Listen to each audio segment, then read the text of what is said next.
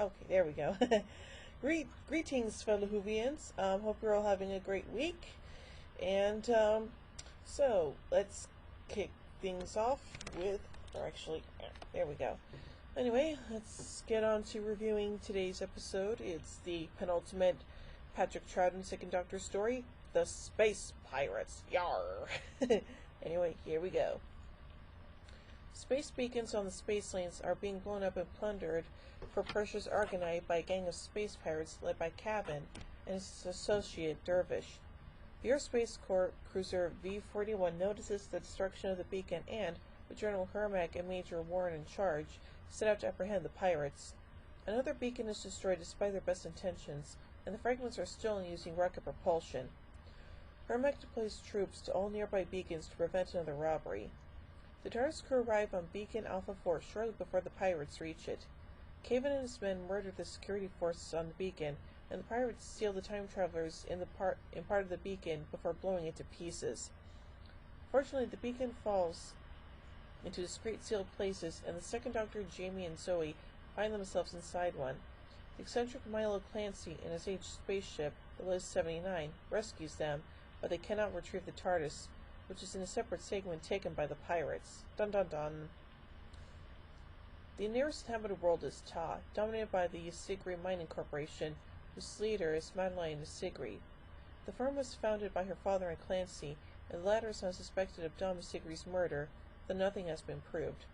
Hermack visits Ta, believing that Clancy, whom he suspects of being the pirate leader, will end up there in due course, and he is right. However, Hermack leaves just as Clancy and the TARDIS crew reach Ta. Zoe has plotted the trajectory of the segments of Beacon and believes they were destined for Ta, too, and as per usual, the Doctor and his companions soon find the pirate headquarters. The evaded capture make contact once more with Clancy. Meanwhile, Cavan forces Dervish to reroute some of the beacon fragments to Lobos, a frontier world where Clancy has his base, so as to throw suspicion on the prospector. It is clear that someone has tipped him off about the Corps' suspicion of Milo Clancy. Hermack and his crew see through this ruse, but it takes time, and they spend hours orbiting Lobos while the real action is taking place on Ta. When the Doctor and his party reach Madeline Isigri's offices, it becomes clear that she is in league with Cavan, and the Doctor and his friends are once more imprisoned. Their prison is the study of Dom Isigri, alive but frail and scared, and it takes time for him to recover his wits. Madeline has meanwhile decided to break her alliance with Cavan, and does so by radioing Hermack to bring his troops to Ta. Cavan reasserts his authority by telling Madeline her father is alive and threatening to kill him unless she returns to her compliant self. She responds by contacting Hermack again and telling him not to come to Ta. The Doctor and his friends have meanwhile escaped, taking the weak Dom Isigri with them and heading to Liz 79. Cavan has thought ahead and forced Dervish to cut the oxygen supply to the ship.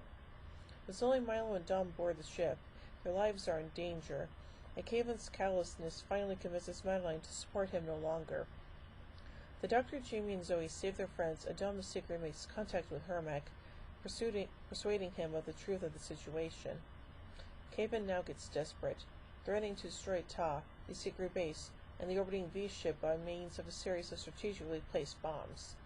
The Doctor manages to disengage the triggering device in the nick of time, while Major Warren blows Cavan and Dervish's ship to pieces. As Hermack's ship lands, Madeline looks forward to a reunion with her father, but she knows she will also be imprisoned for her part in the conspiracy, while the Doctor and his companions prepare to seek out the TARDIS on one of the fragments of the beacon.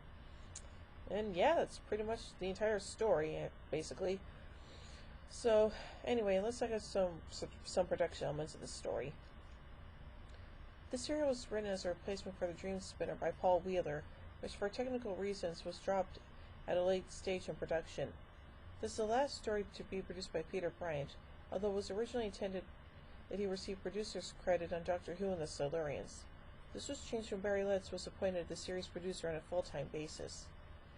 Patrick Troughton, Fraser Hines, and Wendy Padbury were all away on location filming the War Games during the production of Episode 6 and only appear in pre-filmed inserts.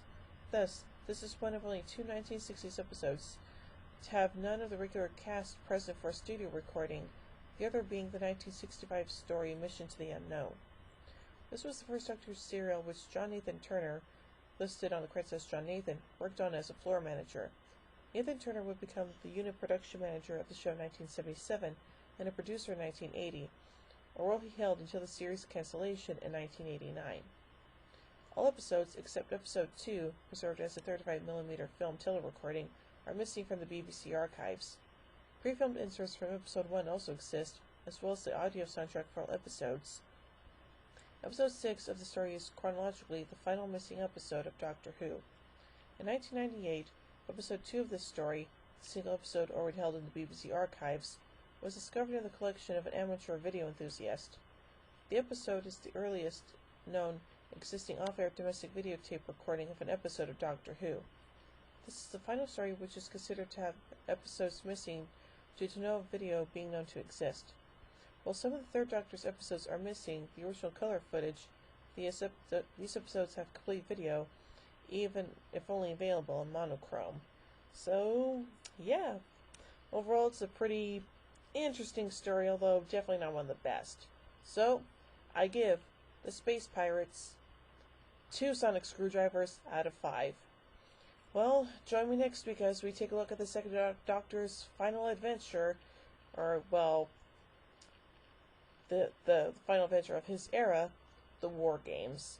So, until then, this is Whovian Queen saying, "Oh my giddy aunt! When I say run, run! A verse for Larry of the neutron flow. Would you like a jelly baby? Fantastic!